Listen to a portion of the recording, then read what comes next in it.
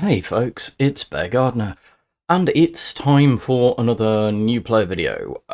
It's time to take on the Soviet Union. So, first of all, I am, as ever, a Cards Content Creator, member of the Cards Contributor Program, and general creator of lots of new player content. You can find me at all the places down below. You can join my Discord through the link in the description, and you can reach out to me pretty much anywhere on social media at bear_gardener if you want to chat about things, which is always cool.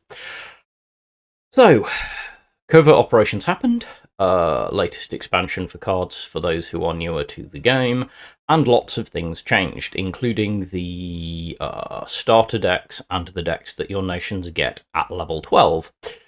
Which meant that I needed to go and refresh, rather than just update. I had to refresh / completely redo my beginner's guides.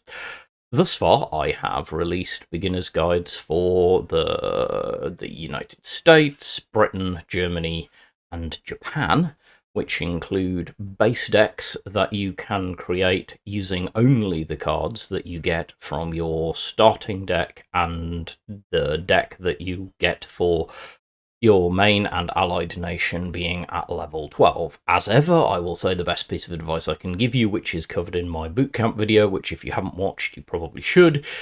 If you're a new player to the game, the best thing that you can do at the start of the game is concentrate before even opening packs or using any wild cards or indeed doing anything, crafting or card collection expanding. First, go get all 5 of your main nations to level 12, because then you will unlock 5 new decks, and that will give you the largest possible starting card collection for free, without any worry about duplicates or anything. My base decks only use cards from the starter deck and the level 12 deck. They do not require anything to have been opened in packs or anything to be crafted. That's the whole point. Which is why they needed redoing, and then I talk about where you can take that deck and how you can get that deck to a more playable level as you go up the ranks, crafting more cards to make the deck effectively, progressively better. So, the last nation being done, not by choice but by function, is the Soviet Union. The reason that the Soviets have come last is that this has been by far the hardest nation to do this for. The new level 0 and level 12 decks are less than stellar for the Soviets, to put it politely. It is quite tough. I have put together a core deck that I think will do perfectly well. Would probably be playable up to Field Marshal if you get good on it and concentrate, but this is not unlike the other 4 decks which I have supplied, which I believe if you play them well enough will actually be able to get you into Field Marshal, and you'll be able to continue to develop them into fairly strong decks that will give you decent competitive play at Field Marshal. I don't know that that is entirely true for the Soviet deck that I'm positing. It's decent, but not as good as I would like it to be, and that's because the Soviets in general in cards have always suffered from being very dependent on the use of particular combinations, large combinations. It's sort of somewhere between like 5 and 8, maybe even more, elite cards, or lots and lots of specials and particular interactions outside of a couple of decks which became a lot weaker in the latest expansion. I will also be, in this video, positing a second Soviet deck, which is not fully deck guided because I'm not finished playing around with it yet, but that is the one that I have been using on my Tuesday new player streams, which you can catch me. You can catch me streaming Tuesdays and Saturdays, 17:30 UK times. My Tuesday streams is usually on an alt account, playing some new player or lower rank content, and we've been doing pretty well round about, I think we're about rank 12 by now, and I've been positing a Soviet covert deck using the new covert mechanic and some other stuff, but we'll get to that when we get to that later on. It's something you could look at. I will also talk about an old Soviet favourite, which is tokens, and what the deck looks like, if that's a direction you want to go in. But because of the starting card pool, neither of these decks are easy to aim for, so the main deck that I will be positing in this video is going to be a Soviet Britain air deck. So those of you who've seen my Britain starter guide will note that there will be some similarities in some of the cards, which is because Britain's already building a lot of good air cards.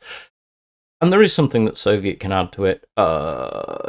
Unfortunately, it is simply not as strong as the Britain air deck. But I have played this, I have tested this.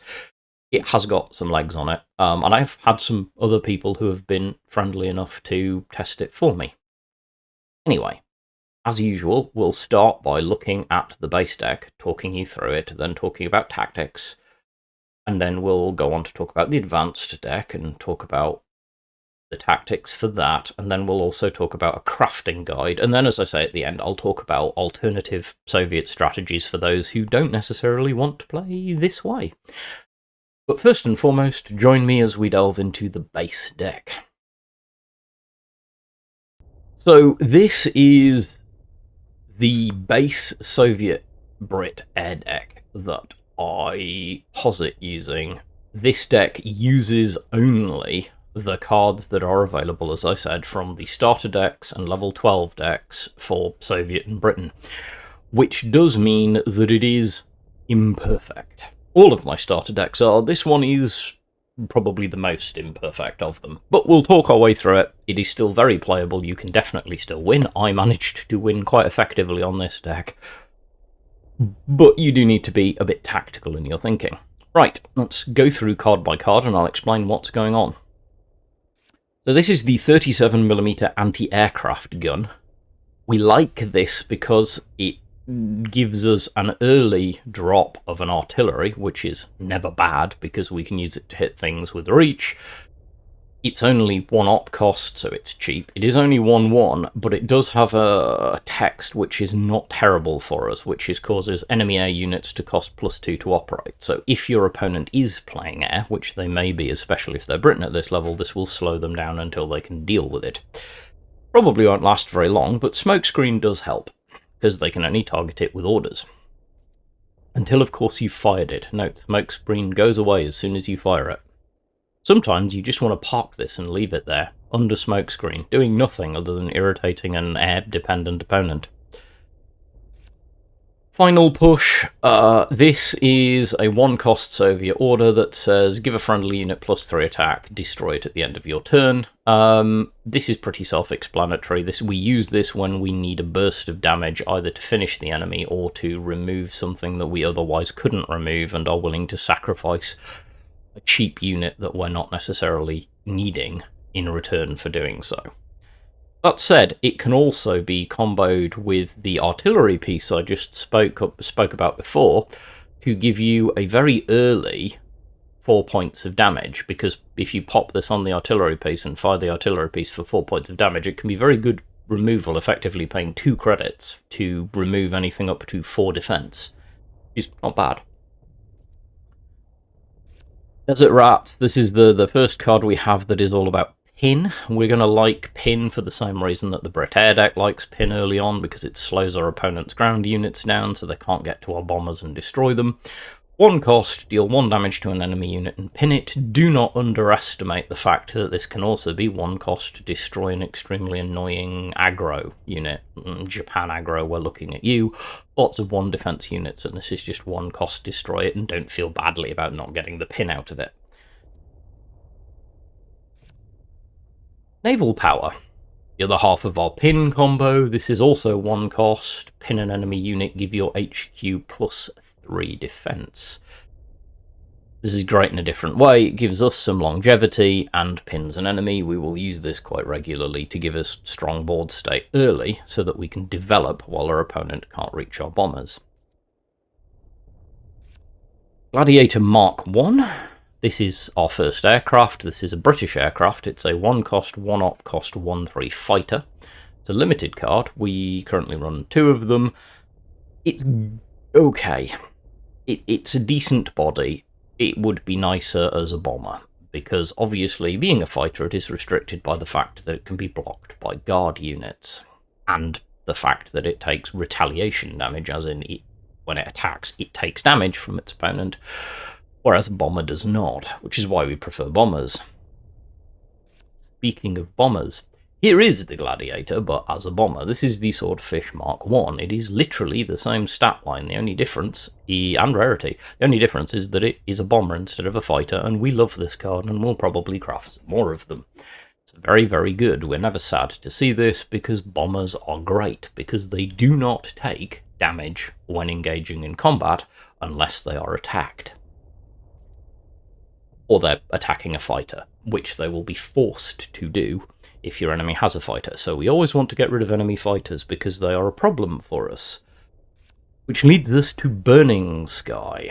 Burning Sky is a 1-cost order that says deal 4 damage to an enemy air unit.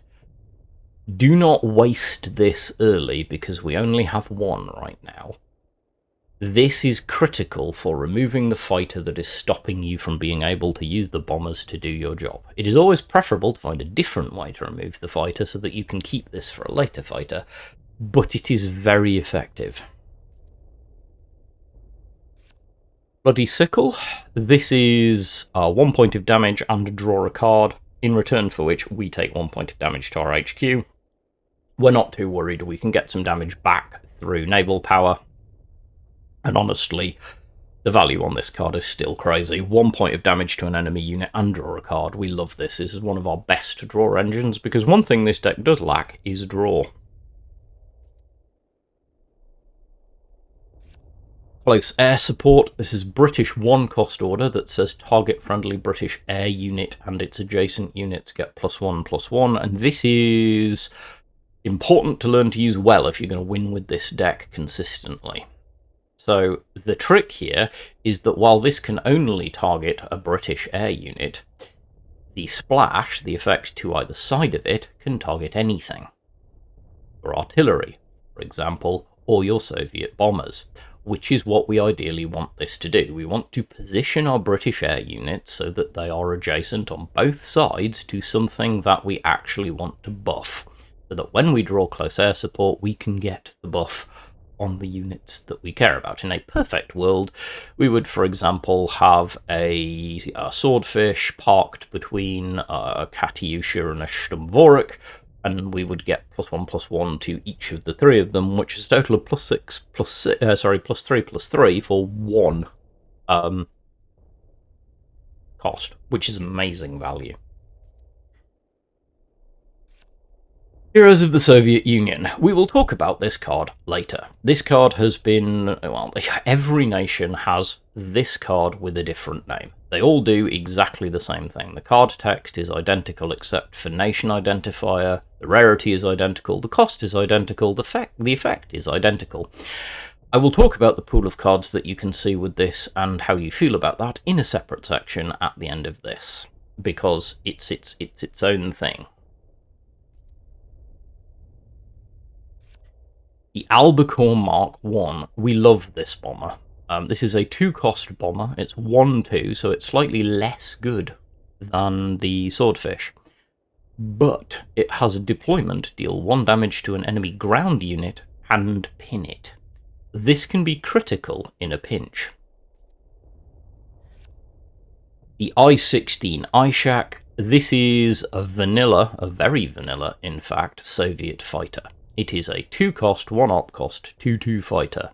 It is as generic gets, but we can make it better with things like close air support, and it's not a half-bad target for sacrificing using Final Push to get some extra damage in a specific place, because with Final Push this is substantially better damage and a unit that we don't mind losing.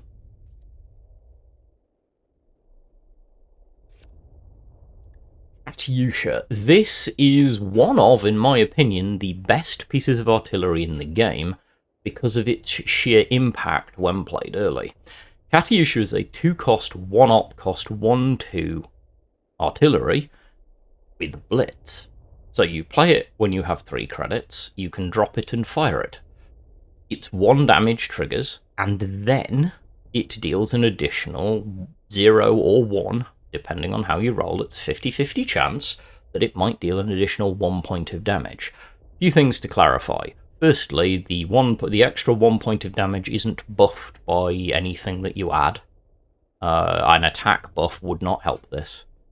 Secondly, the additional 1 point of damage is a separate instance of damage. It does not add to the initial 1, so this thing is completely useless against heavy armor. However, this thing is still insane value early in the game. You will learn to love this card, and if you can get close air support on it, it's really strong. From the people, this is our first removal tool, LEGO's first direct removal tool that isn't air only. This is a 3-cost order that says deal 3 damage to a unit. Vanilla is vanilla. It's not super cost effective, but when you need it, and you're not going to object to paying for it. It's just a way of destroying a unit with 3 health. No, it doesn't care about heavy armor. Orders don't. 4th Cuban Cossacks, 3 cost, 0 op cost, 3/3 infantry with blitz and smokescreen. Smokescreen's not going to come up that often because once you put it down and move it forward, which you're doing with blitz, the smokescreen goes away, but a 3/3 body at 0 op cost with blitz is not bad, and this can be a very, very effective piece of damage out of hand to something in the front line, which is where it will quite often. If something gets into the front line and is threatening your support line and you need to remove it, this can be the way to do it. Do not be afraid, despite its elite, to just sacrifice this out of hand to remove something that's a threat. In many respects, it is just another removal tool. The Hammer.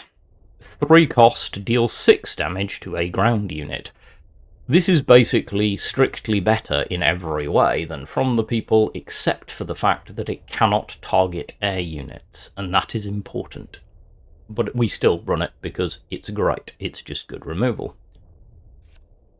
We have a single copy of Convoy HX-175. This is a 3-cost order from Britain that just says draw 2 cards. It's just good value. If we had some Britain rum that we were prepared to make, we would probably run more of these, but we are tight for British slots. But it is good draw. 76mm Howitzer 1939. This is a special card. It is a 3-cost, 1-op cost, 3/1 artillery with smokescreen, so when you put it down until you fire it, it can't actually be targeted by units, only by orders. At 3 damage for 1-op cost, if you can put something like, say, Final Push on this, this can be the last burst of damage you need to win the game, or remove a troublesome aircraft. A fighter that's stopping you getting lethal with your bombers. Critical Hit. 4 cost, destroy a damaged unit. This is not the best value card in the history of the world, but combined with something like Bloody Sickle, it can give you the chance to remove basically anything, unless it can't be targeted by orders.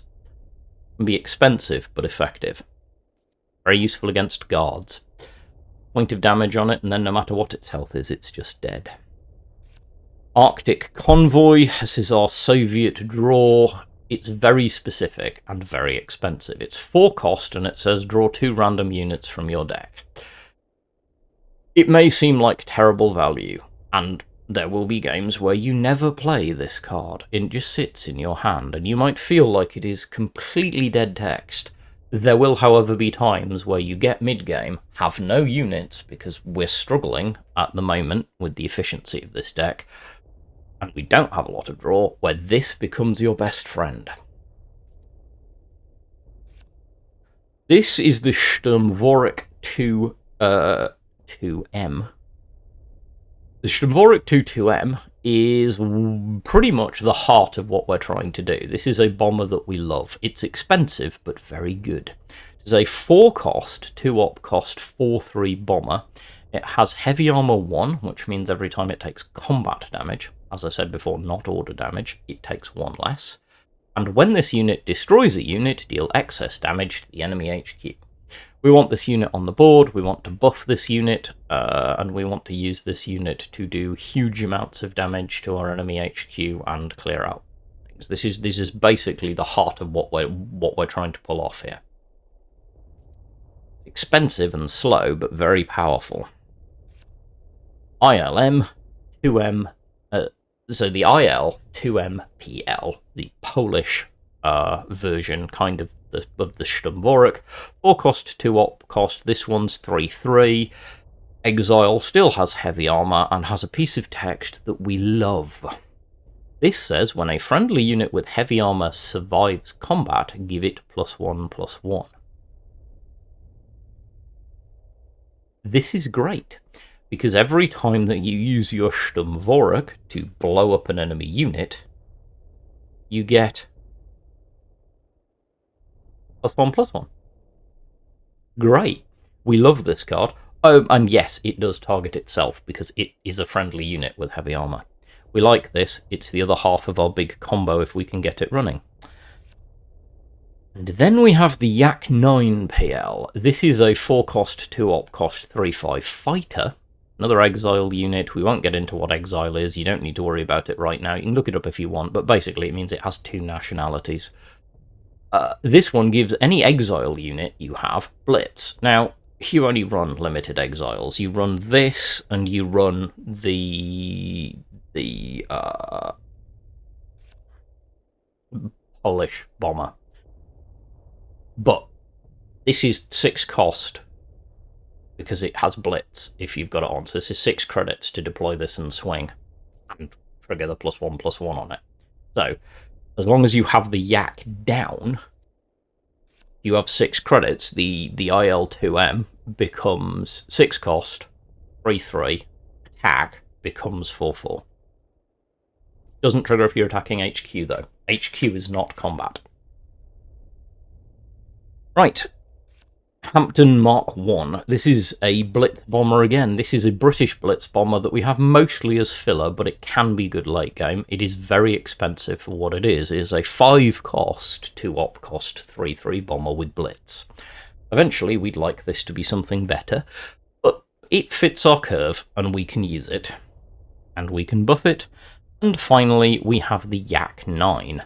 A 5 cost, 2 op cost, 4/5 fighter, which is okay for protecting our bombers, which is its main job. We're rarely going to be using this to attack, but late game this can protect our bombers from enemy aircraft, from enemy bombers. It can shut off enemy bombers. Can't deal with enemy fighters, but we can also use it. Trades quite well with most fighters in the game, and the key is when this dies, which it's going to, it has destruction. Draw a random Soviet card, and we all know that we want draw. That's the deck. It is pretty clean for a starting deck. It's pretty obvious what you're trying to do, which is get out and leverage your big bombers and buff them. It is quite slow, so you will need to use your control tools carefully, but we'll talk about that more when we get to tactics. Before we get to tactics, however, we need to address Heroes of the Soviet Union, so let's go do that. Right, so Heroes of the Soviet Union, as we saw before, is the 2 cost order that says C3 Soviet elite unit, not orders. Choose one to add to your hand. Right, so let's have a look at Soviet elite units that you might see from this card. And we'll go through them. There is a set. Soviets have a decent number of elites, and we shall talk about each of them. I will not spend a long time on units we don't care about. First one we might see is the 329th Engineer Battalion, which, if we don't have any better choices, there are some better choices out there, is not a bad go-to, especially early game, because it's one of the 0-4 smokescreen set. There is one in each main nation that augments the nation's main thing. Soviet has a lot of things that damage its own HQ, like Bloody Sickle, so this says when another friendly unit is destroyed, your HQ gains 2 defense. Not really a lot of downside to this, except it does occupy a slot in your support line, which we care about more than other decks do. 97th Rifles. This is a new elite to the game, and it's a bit weird. The 97th Rifles is a 1 cost, 1 op cost, 1/2 guard, and it's elite, which on the face of it is terrible. However, it has destruction. Shuffle 414th Rifles into your deck, then draw a card. 414th Rifles is a 2-cost, 1-op cost, 5/5 vanilla infantry. A very good body for the cost. And it says Destruction. Shuffle 97th Rifles into your deck, draw 3 cards, and deal 3 damage to your HQ. Yes, this can print infinite units. Yes, if you have this and the Engineer Battalion down, then each time it destroys, you're slowing down the progression of it. Yes, this feeds into the self-damage archetype, so actually, at times, yes, this is not the worst card to take, but it's really for an archetype that we're not playing. But it is interesting. Yak 7. So let's start with, if you see this card early game, playing Heroes of the Soviet Union, you almost certainly want this card. So much so that we will probably be crafting one later. Yak 7 is a 2-cost, 1-op cost, 2/2 fighter, which is frankly indifferent. However, it says at the start of your turn, draw a card and deal 1 damage to your HQ. This is hands down one of the Soviets' best draw engines, and fits perfectly into what we're doing because it's an aircraft. Critically, the fact that it is damaging your HQ is controllable because you can just sacrifice this because it's not difficult to get it killed. 101st Besitzer. We're not going to talk about this, it's a covert unit, it's irrelevant to us. 4th Cuban Cossacks we're going to skip because we already have it. We might want another copy, but probably not. Beriev BE4 we are also not going to talk about. Do not get into this card, do not try and wrap your head around the maths of this card, just ignore it. BM13N US6. I love this card. Many other good players really love this card. This is a 3-cost, 1-op cost, 2/2 artillery with blitz. And one of the coolest texts in the game. Retreat this unit before damage is applied when it's attacked. The only way to consistently destroy this unit is to hit it with a countermeasure, or an order, or suppress it before you attack it. Otherwise, it just pops back into your hand and you can put it down next turn. And at 4 credits to put it down and fire it, you're not that bothered. It's very fun, and we will actually craft one later because we like artillery in this deck. If you see this sort of mid-game to late game, probably worth taking. The P40B Tomahawk. We ignore because it boosts infantry units. We don't care. The BP-43 Armoured Train. We ignore because it plays into an archetype that we're not using. I mean, it is a nice guard, but we don't want to use it. Trust me on this. The 122nd Corson, on the other hand, in a pinch, can be a guard that we might want to use. It is a 6-cost, 5/7 guard, but it costs 1 less to deploy for each of your units. It's not often that we'll want to take this, but if we're under pressure and we need to survive long enough to rebuild our position, this can help us do it. 6th Airborne. 6-cost, 6/8, 1-op cost infantry.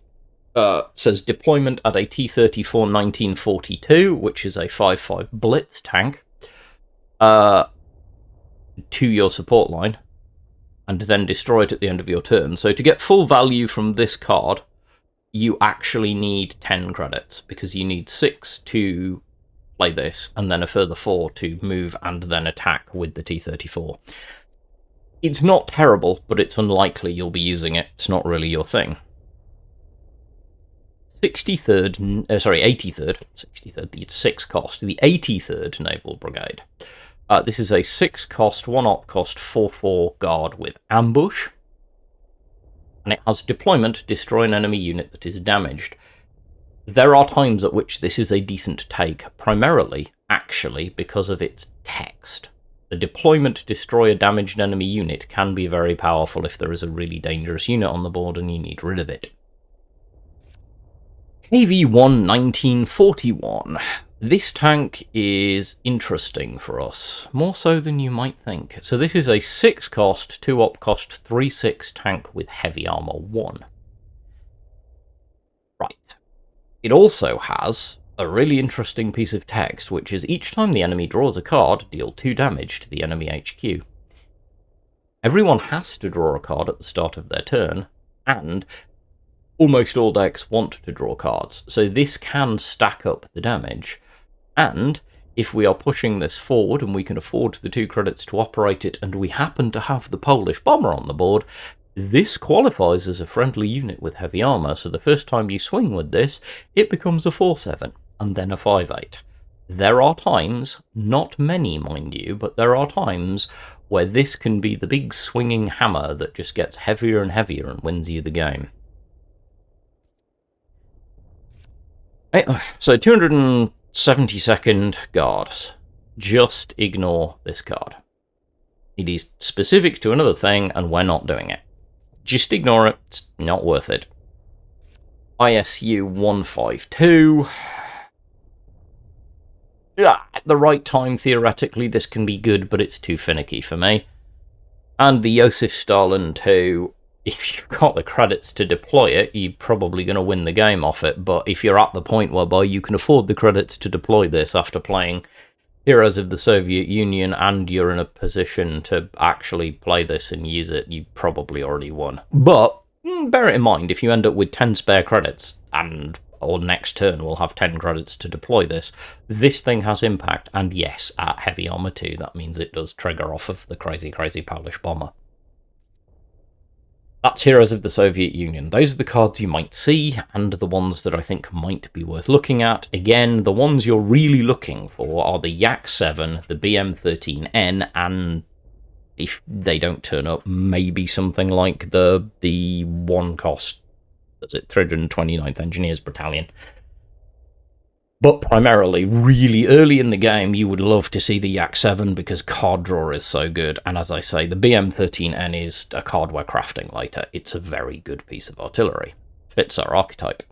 Anyway, so we're done there. In a moment, we'll talk tactics.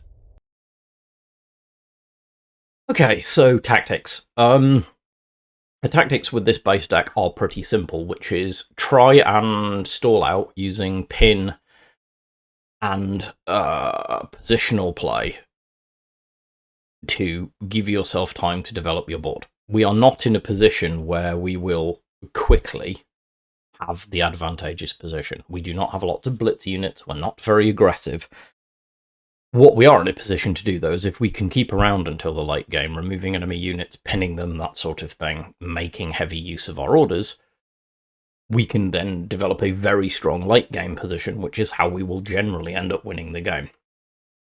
Focus on careful use of close air support, as I say, making sure that you use your British units effectively to position the buff is really important. Pay attention to the number of your removal cards that are left, because they matter, because we need them. So think carefully about whether something is a threat or not. Classic example, your enemy drops a really powerful infantry unit into their support line, and a lot of players will snap remove that infantry unit. If it's in this, an infantry unit in the support line is not a threat to you, unless you're competing for the front line, and we're not. Because an infantry unit from the support line, unless it has some form of special card text, cannot reach your support line next turn. It's not a threat until it's in the front line, because it can only move or attack. A tank, on the other hand, or aircraft, has reach. Tanks are expensive, aircraft are cheaper, so we prioritise appropriately. Enemy aircraft, particularly bombers and artillery, like anything with reach specifically, are dangerous, and we want to remove them. Enemy fighters are a problem late game because they're preventing us from being able to use our bombers effectively. Enemy infantry we will remove as and when they're a threat. Enemy tanks we try and remove fairly quickly because we don't really contest the front line. We're relying on our artillery and bombers and the like to do it. On the subject of the front line, if you are finding that you are coming up against opponents who are taking the front line aggressively and quickly, don't be afraid to push up a fighter or two and sacrifice them, because they do trade. Bombers don't. The problem you have with bombers is that bombers do not deal combat damage in defense when they are attacked. But your fighters do. So there's nothing wrong with pushing those up to slow your opponent down. Honestly, at times there's nothing wrong with pushing up your artillery. But basically, that's the aim. Hold the game and stall out until you can take advantage of your position to win. It's very similar to Brit Air. Right. That's pretty much it, I suppose. Next thing to talk about is the advanced deck. So, over to next stage me. Welcome to the late game deck. So this is the deck that we're sort of aiming to get towards. And just like the other deck, I'm going to go through it card by card and explain what on earth these cards are doing and the differences and why we like them and what we're using them for. And we will start with a very important card. This is Claim the Skies. So Claim the Skies is a 1-cost Soviet order, and it says your air unit with the highest attack gets +1/+2, then fights target enemy unit. The way this works is that you play this order, targeting an enemy unit. Whatever air unit you have on the board that has the highest attack then gets +1/+2, then initiates combat. Now, important things to note. Bombers initiating combat this way do take retaliatory damage. This is normal combat, it is not bomber combat. So if your bomber attacks, it will take damage from the opponent. However, a lot of our bombers have quite heavy defense, and we just gained +2. So we're probably fine. Now, some people will look, especially early in the game, and wonder what the value of this card is, because you could just be attacking with the unit anyway. The value is it means you can do it twice. This means that you can pay 1 cost to have your bomber, your big bomber of doom that you're currently using to control the game, to remove an enemy threat, and still operate the bomber to either remove a secondary threat without retaliation damage, or attack the enemy HQ. This is the heart of what we do. Making use of our air units using this will give us an advantage, because it lets us use them twice, which literally doubles the effectiveness of our units. Unsurprisingly, we will be crafting all 3 of these, and running all 3 of these. Bloody Sickle, we still have 3, we don't craft a 4th because 3's enough, we're still using it for the same reason we've always used it for, which is a bit of ping damage and card draw. Burning Sky is still with us, still for the same reasons, it's just good spot removal. There is an argument for having more than one of them, but I've found one is usually fine. The Swordfish has multiplied. We are running a full set of 3 of these because they are amazing, and they are crafted by our British ally. So, level this deck alongside the British Air deck, you'll be fine, you'll have the Swordfish. They are amazing. They are very, very good bombers. They do not look it, but they are so much better than people actually like. The raw stats may not look that good, but a 3 defense bomber has some survivability, and this is cheap and buffable. Close air support, still using this for exactly the same reason, because we can tactically position this buff.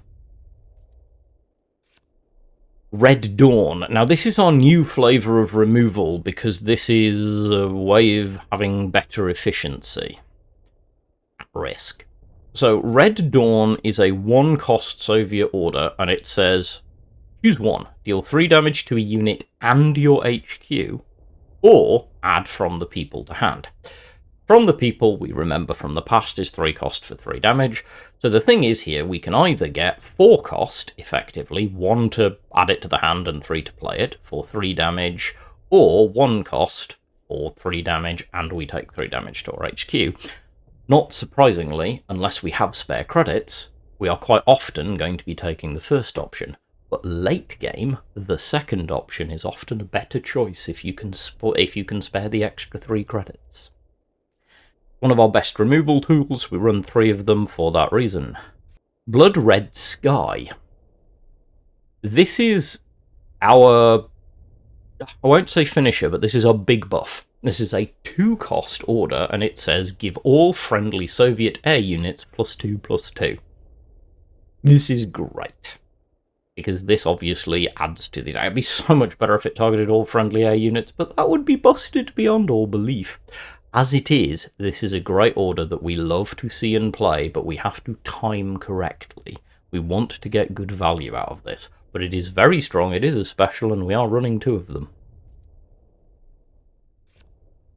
Kati's still with us. Katyusha is still one of, as I said in the early deck, the most ubiquitous and universally useful artilleries in the game, and it's still great if we can get a buff on it. There's no reason that we don't run this.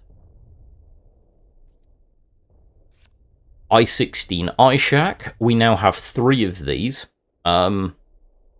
This is great. Because this is a 2-cost, 1-op cost 2/2 fighter. With Blood Red Sky, this is a 4/4. Not bad at all. Yak 7. Talked about this when we talked about Heroes of the Soviet Union. We craft this because this is card draw on a stick and we love it. It's also a 4/4 if we Blood Red Skies it. Sea Embargo. This is a crazy, crazy good card. We run 4 of them because there is no reason we wouldn't from our British ally. 2-cost order as give target unit +1/+2, which in and of itself would be decent. However, it also says, if it's an air unit, note an air unit, not a British air unit, we can target our Soviet units with this, develop a British air unit with 2 or less attack. There are a lot of very good British air units with 2 or less attack. Like, really a lot. In fact, let's go look at them. Right, this is every British air unit in the game. Anything on this list which has 2 attack or less is something you might see using Develop from Sea Embargo. So Develop will pick 3 cards from this pool, show them to you, you will choose one of them and add it to your hand. We have the Gladiator, we've talked about this, we don't really want it, but, you know, it's a fighter. We have the Swordfish, which we know we love. We have the Albacore, which we also know we love. We technically have the Battle Mark 1 Polish, which is an exile unit, which is a 1/2 bomber that says when you deploy another exile unit, give it +1/+1, which we don't really want, but is okay. We have the Lysander, which is again okay, but not great. The RAF Buffalo Mark 1, which gets a fighter that gets +1/+1 when it survives combat. Then we have the gold standard, and really the reason that we play this card most of the time. If you see this card with Sea Embargo, take it. That's it, just take it. This is the Shark Mark III. We have 2 of these in our deck, we'll talk about those in a bit. This is one of the strongest bombers in the game. It's a 2-cost, 1-op cost 1/2 bomber, which on paper is not great. However, deployment. Deal damage to target enemy equal to friendly air units. 1, we have a lot of air units, and it counts itself. So if you deploy this and you have 2 bombers on the board, or 2 fighters, or 2 air units of any kind, and you deploy this deals 3 damage to a target enemy. 2, target enemy includes the enemy HQ. Oh, and 3, it's not combat damage, so it ignores heavy armor. This is amazing. You see it, you take it, you play it. Shark is brilliant. Might get nerfed in the future. Wildebeest isn't terrible, by the way. Just as a point on this, when a friendly unit deals 1 combat damage, deal 2 damage to the enemy HQ. If you've got a 1 damage dealing bomber, like for example the Swordfish, and you haven't buffed it, quite good. And then you go down the list, there's the Blenheim, which we don't really care about. And then we keep scrolling down, and you will find that we run out, except for the Barracuda, which is the biggest unit we can theoretically get, and is not always a terrible pick. Barracuda is 5 cost, 2 op cost, so it's very expensive. Especially for only a 2/3 bomber body. But it does have deployment, deal 2 damage to an enemy if the enemy is a unit, pin it. So it can target HQ, so it can be 5 cost, win the game. And it can also target, pin a big enemy threat. Not always a good choice, but there are niche times when Barracuda is a good choice if you haven't seen Shark. Again, if you see Shark, take Shark. Shark, good. We like Shark. kind of do a shark head. I have a whole thing. Like, shark is just cool, and a card we will make a lot of use of. Speaking of the Shark Mark III, here it is again. We're running 2 of these for all of the reasons I mentioned when talking about Sea Embargo. This card is incredible. There's just nothing else to say about it. This card is just incredibly strong. We've also got the I-15 Chiker. Now, the I-15 Chiker is a 2-cost, 1-op cost, 1/2 fighter. It's a special, so it feels a bit light until you see its destruction effect, which is add an I-16 Ishak to your support line. The I-16 Ishak is the 2-cost, 1-op cost, 2/2 fighter. So we get this unit, we get to use this unit, then we get another unit which is better when it dies. And again, these can be buffed by Blood Red Sky. Also, the Chiker, plus using Claim the Skies, can allow you to damage an enemy unit or remove an enemy unit, destroy the Chiker, and get back a better unit. Just saying. So you can use the Chiker to proc from Blood Red, to proc off Blood Red Sky, so the Chiker hits it. If the Chiker is your highest damage unit, you'd have to have buffed it, obviously, or it's the only one on the board. But if it's the only one on the board, it does work, because you get to attack with it. Then, if it survives, you get to attack with it again, and if it is destroyed, you then get another unit, which you've got available for next turn. It's not a bad card. Generally, any card that creates more cards or more units is not bad. BM13N US6, we talked about this again with Heroes of the Soviet Union, and we have crafted it and are using it for all of the same reasons. This is just really great as pop-up artillery that keeps coming back. It's the gift that keeps on giving unless your opponent can find a way to remove it. I like this. It can be great. Do be cautious about buffing it, though, because it does lose its buffs if it goes back into hand.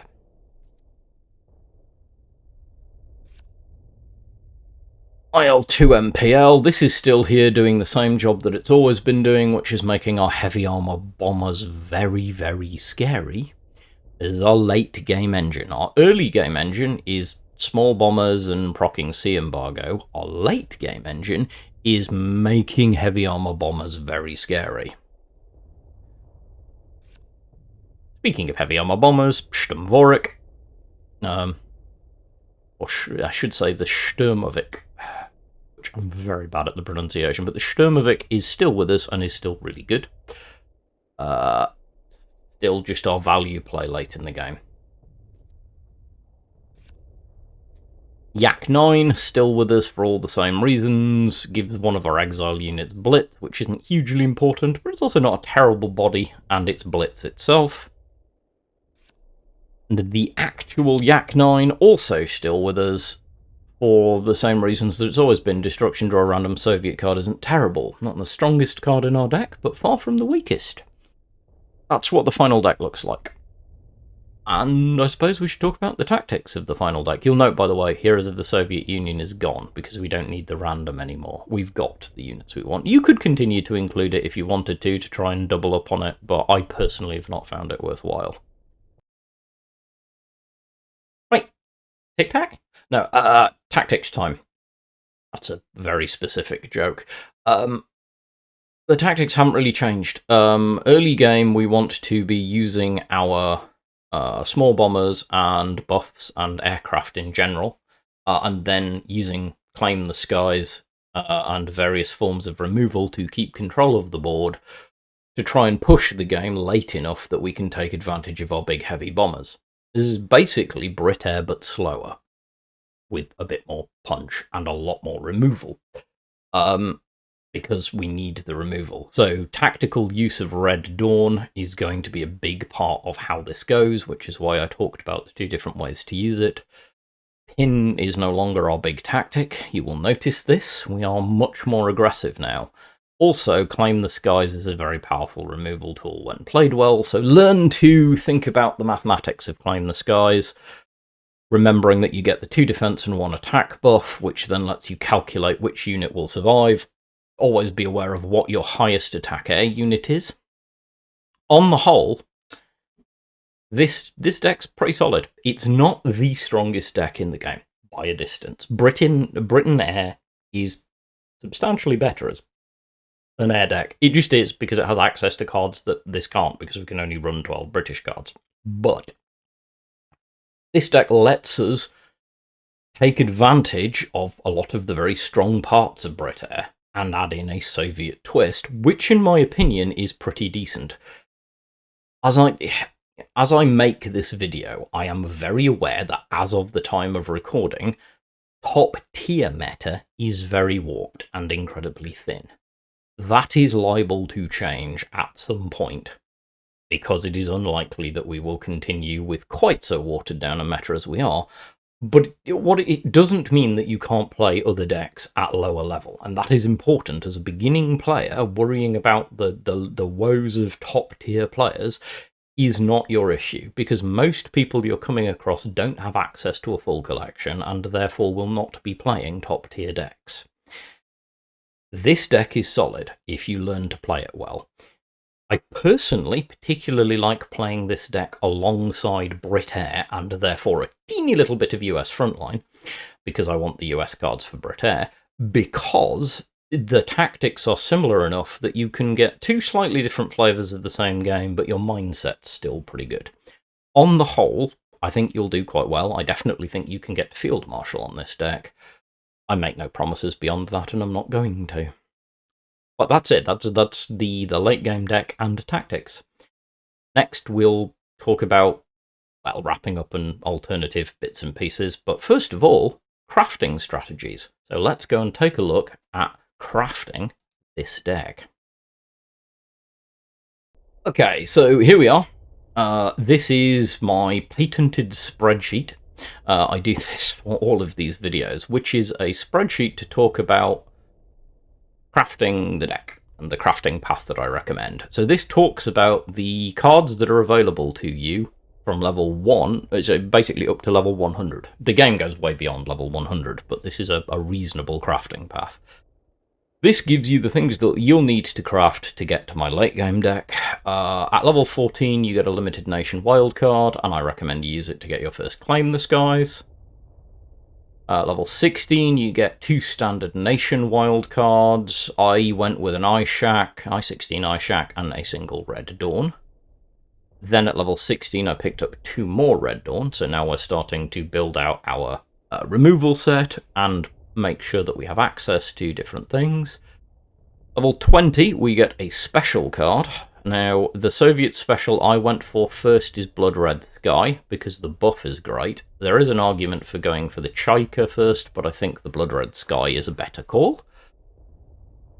Then you've got 3 standard nation wildcards if there's anything you want to craft, especially if you want to craft different or altered connect combinations of Red Dawn and Bloody Sickle. You may want to vary them from my list, depending on what you come across. When you get to your next limited nation wildcard, in fact your next 2, which are at levels 24 and 33, yes, 33, you're crafting 2 more Claim the Skies to get your full set.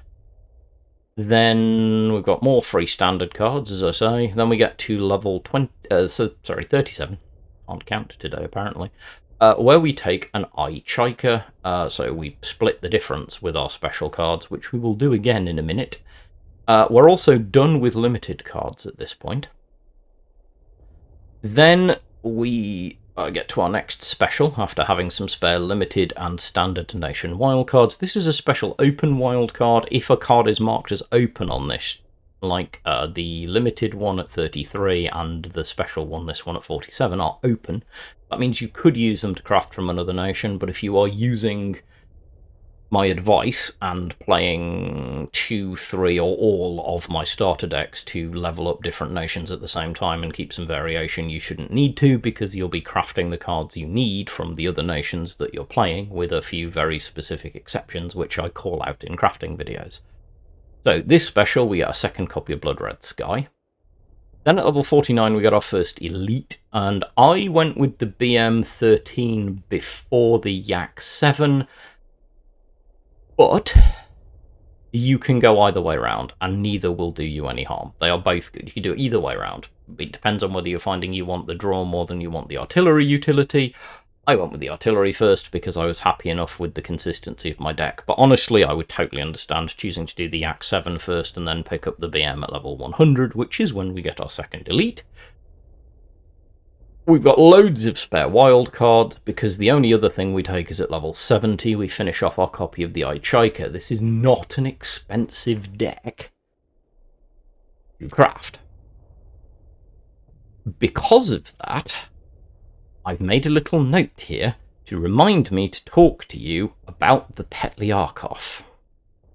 Very specifically, the Petliarkov PE2FT, not the other one. There is a Petliarkov PE2, which is also a special card with the same game, which is universally less interesting to us. Just ignore it. This is specifically the Petliarkov PE2FT. It is a 3-cost, 2-op cost bomber, which will hopefully be appearing on the screen. And it has, it's 2/4, so it's a decent body as a special card, and it has a very particular card text, which is deployment effects do not trigger. Now, this can be incredibly strong for us because we don't use a lot of deployment effects. In fact, mostly we use one, and that's Shark Mark III. But because we use Shark Mark III, we have to be careful about the order in which we use these cards. Because Shark Mark III's biggest impact is its deployment effect, it is important to note that if we run Petliarkov, and I do recommend you consider it, it turns off the shark. And that's why it's not on my core list, because it's something that you need to pick the moment that you want to start experimenting with this. But I do recommend that you do. Get to the point whereby you're comfortable, and obviously you will be fairly comfortable by now, because based on my crafting guide, the earliest you're going to craft this is level 87, because that's when you have your next special slot available. But I do recommend that you consider it for the 87 and 97 special slots, because deployment effects do not trigger can cripple opposing decks. There are many decks out there, in fact the vast majority of strong decks, that leverage very powerful deployment effects. If you can get Petliarkov out and keep it alive, it can be crippling to them. It is one of the tools that we have that isn't generally available without Soviet ally, and because main Britair runs US ally for a number of very good reasons, it is a fairly unique Soviet tool that I recommend learning to use well. But as I say, it is not in my main crafting guide, nor in my main late game deck, because I do not recommend using it until you've had time to get used to the deck and the way that it plays, so that you can time it correctly. But I do recommend considering it. It's very, very good.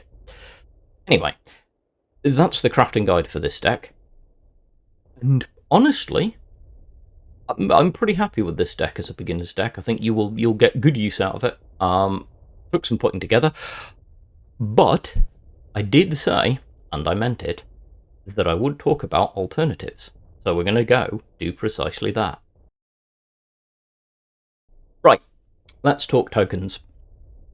So this is the tokens deck, which runs off of the creation and use of light infantry. It's been around for a long time. It is not as strong as it used to be, but it still has value, and we will have a quick look at the core parts of it. I'm not going to do a full deck guide on this. You can go look at my previous Soviet starter guide, and you will find this deck in it.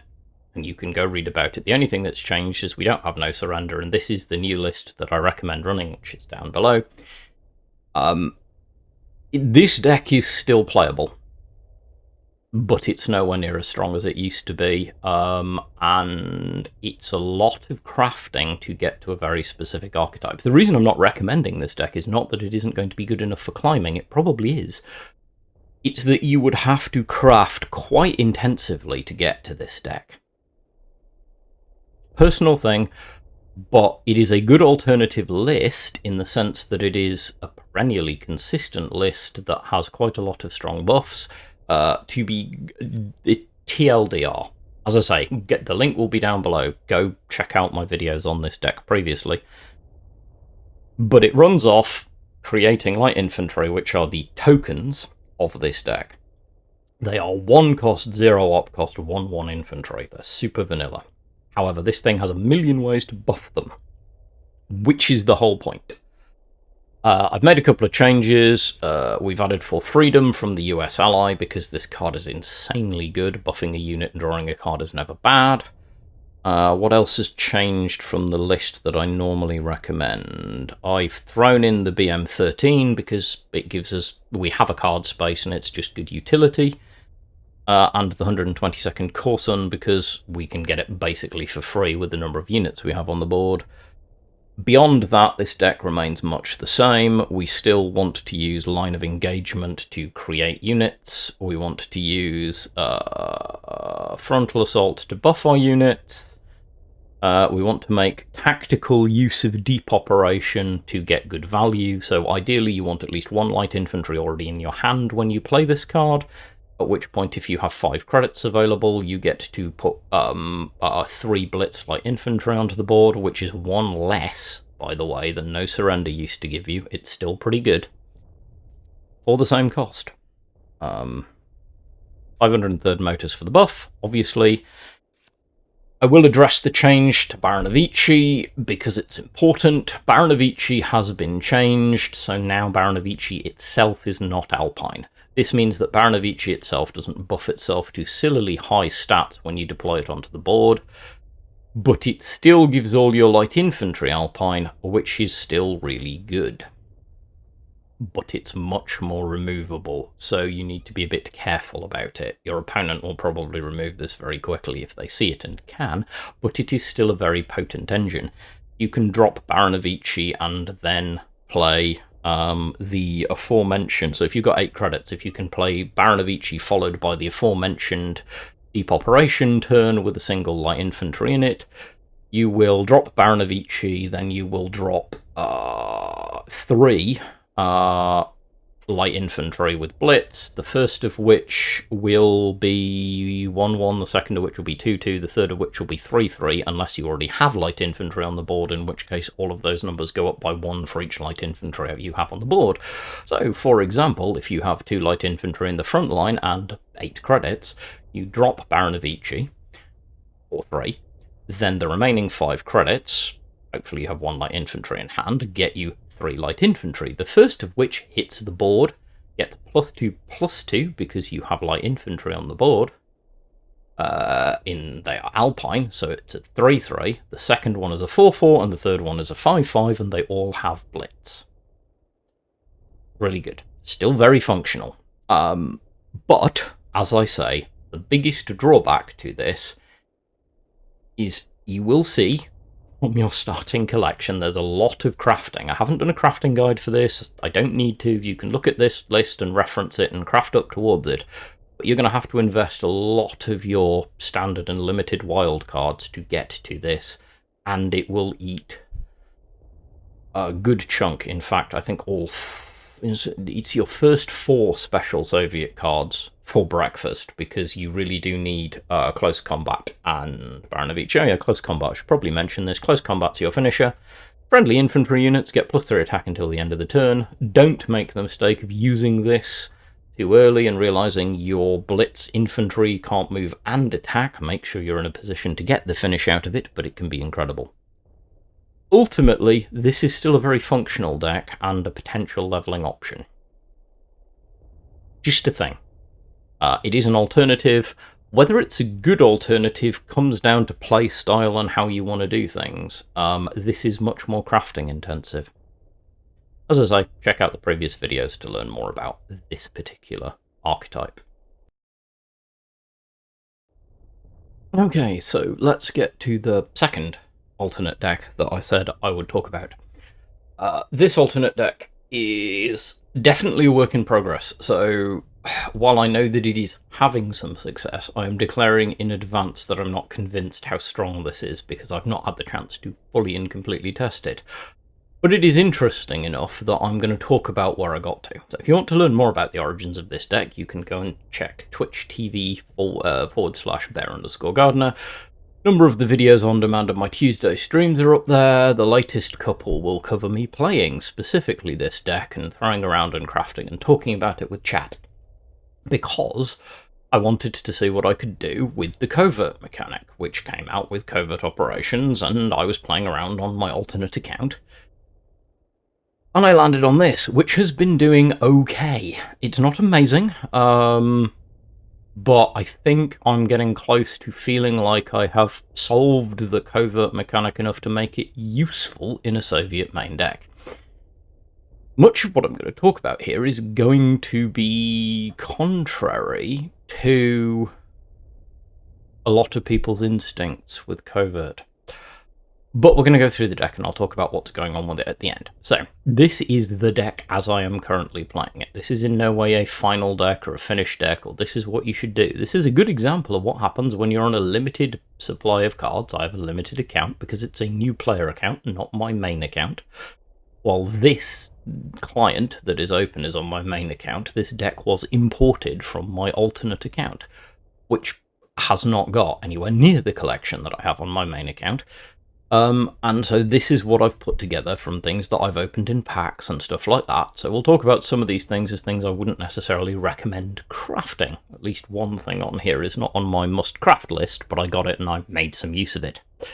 Anyway, let's talk about this as an interesting alternate idea for Soviets. So we actually open up with Burning Sky. We have 2 copies of this because there is a lot of air around at the moment, especially Brit air, and having an answer doesn't hurt.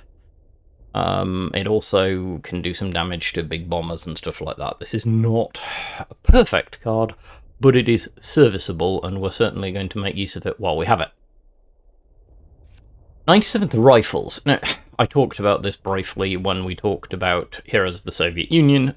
This is a very particular thing that is doing a particular thing and cycling to put cards constantly in your deck. I put this in because it gives me a early tempo jump if I need it, because I can, if I see this early, I'm not mulliganing for this, I don't really care if I see it at all, but if I do see this early, it's a really good 1-drop, because it puts my opponent in a position where they're putting a 2-cost 5/5 at my access. Yes, it damages my HQ, but meh. But it also gives me draw when it dies. And I like having the extra draw, so this can be useful, it's not critical. I certainly wouldn't craft it, but I happened to open it in a pack, and went, try it and see, and it did okay. 3 M8 Greyhounds. Right, so this is where we start talking about the alternation of this deck compared to what a lot of people do with Covert. Because it's Covert, I've gone US ally, because Soviet US are the two, I mean, there are Japan Covert units, but Soviet US are the two that do it. Now, lots and lots of people are very focused on a card called the Deuce, which is a US card that is a 2-cost unit that, in fact, let's just pull it up on screen. Let's filter down to US units, Covert. I know I have it. Lots of people see this as the reason to use Covert in US. This is the Deuce. It is a 1-cost, 2-op cost, 2/2 infantry that says your Covert units cost 1 less to deploy. Lovely. It's all very well and good. And in a US main Covert deck, this is an absolute staple. Don't disagree at all.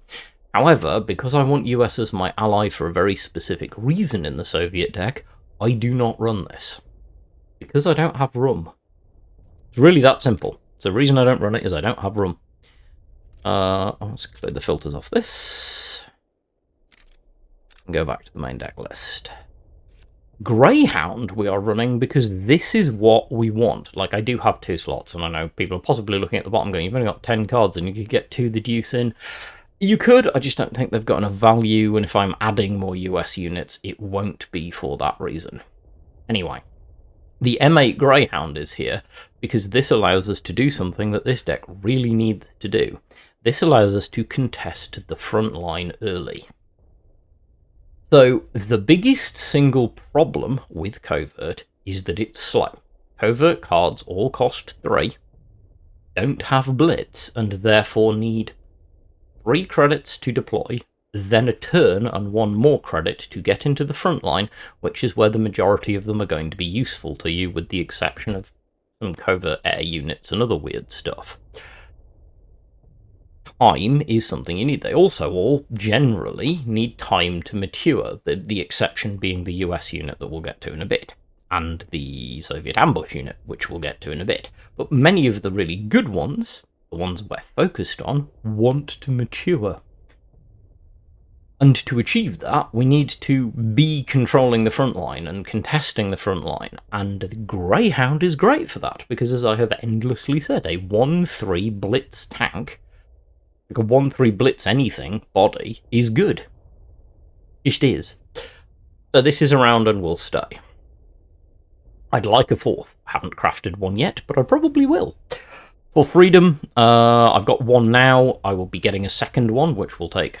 You'll note, by the way, if I craft 1 more Greyhound and a 4 Freedom, that's it. That's my 12 US slots. 4 Freedom is amazing. Endlessly. 1 cost, +1/+1, draw a card. You aim to use this on one of the units that you're using to contest the front line, which will either be your Greyhounds or your Marines from the Soviet side, we'll talk about in a bit, and to get the card draw off it. It's just great value. Bloody Sickle, I hopefully by now probably don't need to explain the value of this and why it is basically an autoplay in most Soviet decks. Deal damage, draw a card. Take a bit of HQ damage that you can probably live with. This is something the Soviet main decks just enjoy doing. It is just a good card. Supply shipment is there for exactly the same reason as for Freedom, only with even more weight behind it, which is to make sure that when we are in the front line, we are staying there so that our covert units have enough time to develop, grow, and eventually get pushed into the front line to do their job. It can also be used in a pinch to buff an already converted covert unit. We'll get to that in tactic discussion in a bit. 2nd Marines Battalion, I'm running a whole 3 of these, and people may think I'm completely mad, because generally speaking, this is accepted to be a pretty terrible card. It is a 2-cost, 0-op cost, 2 for infantry with Blitz, which on the face of it is absolutely amazing value. Unfortunately, it also has combat damage dealt to this unit is doubled, which makes it really paper thin.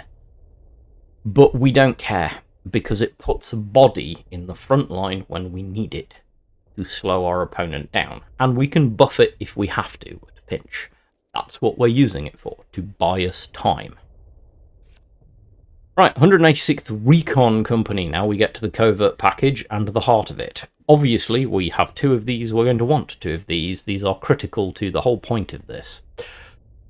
2 cost, 1 op cost, 2-3 infantry that says when friendly covert unit is revealed, give your units +1/+1. This is amazing, because obviously it's buffing itself, the covert unit, and anything else that's on the board when it reveals. It's just incredible.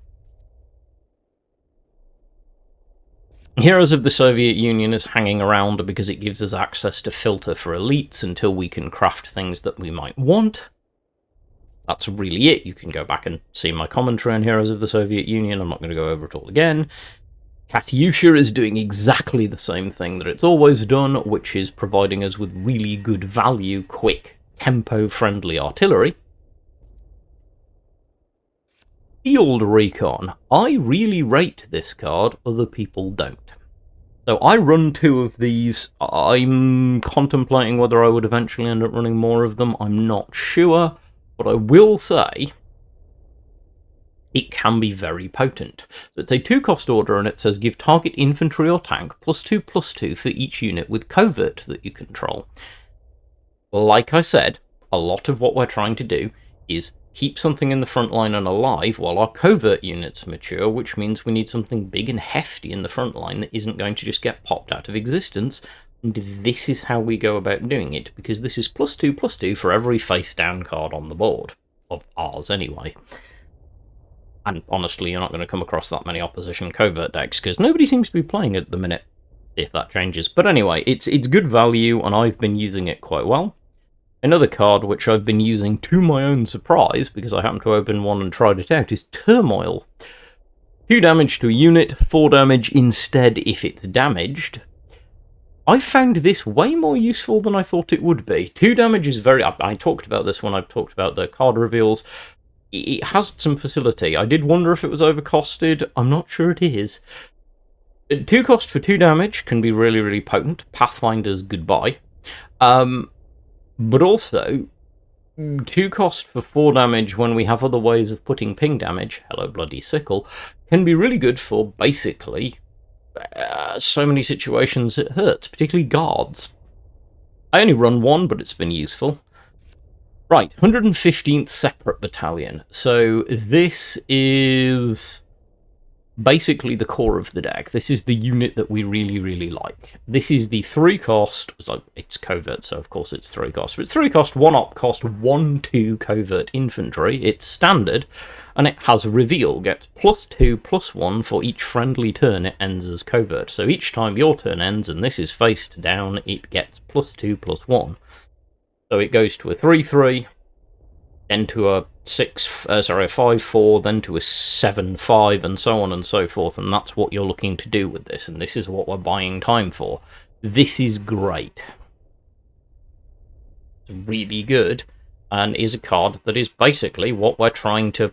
One of the main things we're trying to proc is this card, get it to grow, and use it as an efficient tool.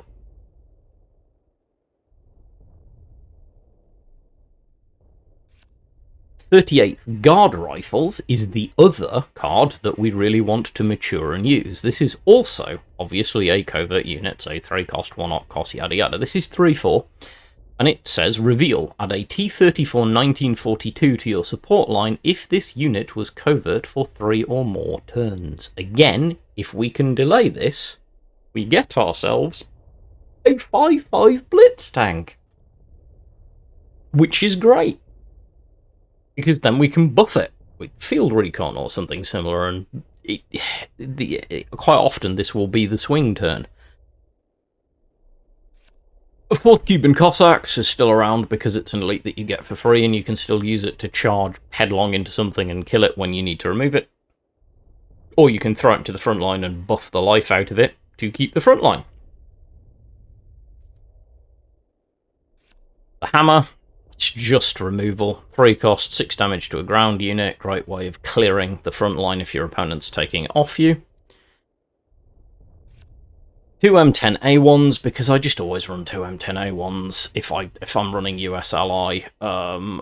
Suppress is really, really useful, and this is Suppress with a 4/2 tank body, which we can buff with things like Field Recon. There is no drawback to this card. It is and will remain, in my opinion, vastly superior to Duress, even from an efficiency point of view, because it comes with a body.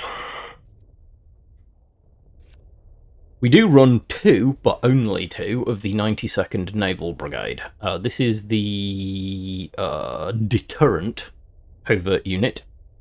This is the 3 cost, 1 op cost, 5/3 that has ambush, which is really scary, and has lose 3 credits at the start of your next turn. So it does have a drawback, but this is great, because if this is in among the mix and your opponent pops it, they get a nasty surprise and you get an ambush unit. Also, don't sleep on what happens if you throw supply shipment onto this, because supply shipment turns this into a 7/6. I think 7/6 or a 6/6, 7/6. I think 7/6. Yes, +2/+3, so it turns it into a 7/6, which is insane. A 7/6 ambush. And more butts onto it, you can turn it into a serious problem, especially for opponents that don't have good removal. Finally, we have a 1 of, which may go to a 2 of. I'm really not sure where I sit on this, because it's great for the US main covert, but less great for us. which is the 394th Infantry, which is the core US covert infantry. 3 cost as ever, 1 op cost, it's 4-2, and it gets +2/+2 if it's in the front line, so at any point that you actually care about this, it's a 6-4. Because that's the whole point. Not bad. It's a good smack your enemy about the face tool. But honestly, I find the Soviet separate battalion to be better. Might try running a second one of these. Really, it might even go down to the point whereby I lose an M1, an M10 rather, to run 2 or 3 of these, depending on what the US balance ends up shaking out at.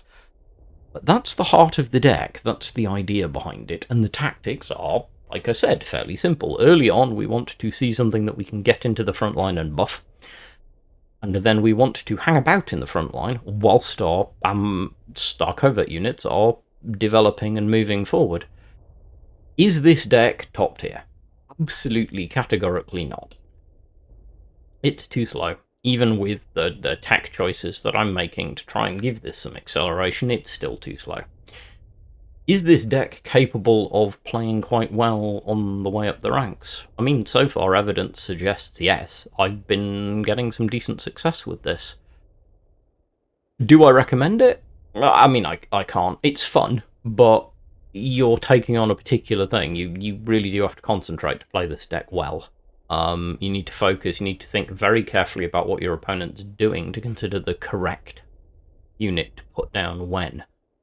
Knowing the value of, is it better to get the separate battalion down and stacking buffs, or actually is it better to get one of the naval rifles down so that you can push it forward to leverage the ambush because you know your opponent's coming hard for the front line, is a big part of playing this deck well. And there's still a lot of tweaking to do, as far as I'm concerned, with the exact makeup of this deck. But one of the things that this deck has taught me is that if you are going to play covert, you can't play all covert, because all covert is too slow. You need something to give you control early. And I find that the US ally with things like, as I say, for freedom, supply shipment, access to things like Greyhound, is great because it's giving you the chance to contest the front line early, and you can then use things like Second Marines and the Cossacks, which are cheap and cheerful, with Blitz, to give you some position, and then cover with the artillery, whilst your covert units do the thing that covert units do, which is advance on the enemy position and give them an incredibly bad day, and then you flip everything with a burst turn off the 186th, and your opponent is usually done. Because if you've got 2 or 3 covert units and flip them sequentially, crazy stat lines, which is huge. Trick to remember also, by the way, if you're doing the covert pop-off turn, activate your covert units first. You've got the 186th, because then everything else that you activate, like your artillery, gets the buff. Get your sequencing right. The sequencing when you're trying to pop off and get the damage is drop the 186th if you haven't already, then covert units all fire. Have a look and see which ones are most likely to get the bigger benefit and what sequence you want to fire them in. You need to think about trading. Thankfully, if you click on your covert unit, it will tell you what its current buffs are. Then everything else, because everything else has then gotten +1/+1, which is great. For example, you might want to sequence it so that you use the ambush unit to flip first, because then in case you haven't finished off your opponent on the pop-off turn, the ambush unit's gained bonuses to its defense and attack, making it survive longer, slowing down your opponent's ability to tear through your front line and give you a bad day. On the whole, what I will say, the merit of this deck is that it's fun. The issue with this deck, of course, is that it is not consistent or fast. Anyway, for the sake of it, I have put together a sort of crafting guide, so join me in a minute and I'll explain why it's sort of a crafting guide rather than just a crafting guide. Right, welcome to my sort of crafting guide. I say this is a sort of crafting guide because this is not a deck that I planned heavily in advance, so I've just thrown together a kind of rough idea of the order that I think you'd end up crafting these things if you weren't getting them from pack openings, because the majority of what I've done with this deck I've gotten by opening packs and using the occasional wild card that I've got, because my Soviet level currently isn't 39 on my main account. Anyway, this is just to give you an idea of priorities. So early on, I would prioritise a balance of separate battalion and the guard rifles, because these are the Soviet units that we want to develop. I do take a naval brigade early, because having that ambush proc is really useful as a deterrent and a way to make your opponent possibly regret their choices in trying to pop things. Field recon, obviously survivability as a buff is good. As soon as possible, we're getting both copies that we can of 186th recon, because it's the heart of the pop-off turn. More field recon, more separate battalion and guard rifles, naval. You can see the mix remains fairly consistent, and then later on we're into, like, the Burning Sky and the Turmoil here are just kind of where I'm at the minute, and you may find that your mileage varies, you might want to do different things and craft different things. This is not a definitive crafting guide. I've not even talked about elites that I'd craft for this, because I don't know whether I would, and if I did, what they are. The Soviet Covert Elite is interesting, but I'm not sure actually worth the squeeze, and I haven't found anything else that I'm hugely focused on doing. So, ultimately, this is just a rough idea of where I got to. Like, you think of it as a ready reckoner. But that's it. That is my other posited alternative deck. And now we'll go summarise. Right. That's it. Soviets. Base deck, advanced deck, crafting guide, bonus conversation about an alternative deck that you might want to look at. All the links to the deck codes are down below, as I've mentioned in other videos. You can import those decks into your account even if you don't have the cards, and I recommend you do, because it lets you see what you need to aim for. If you import the starter deck and you don't have cards, check in the following order. 1, check that you actually have all of your nations at level 12. Secondly, check whether you joined the game on or after the release of Covert Operations, because if you joined beforehand, your starter decks are different. And yes, I know it's very irritating. Hopefully the new starter decks, however, will be rotation immune, so will stay the same. Anyway, that's me on Soviets. As always, I hope it's helpful, I hope you find it useful, and get in touch. Let me know what you think. Comment, reach out on Discord, reach out on social media. As always, stay well, be good human beings, and I will catch you next time.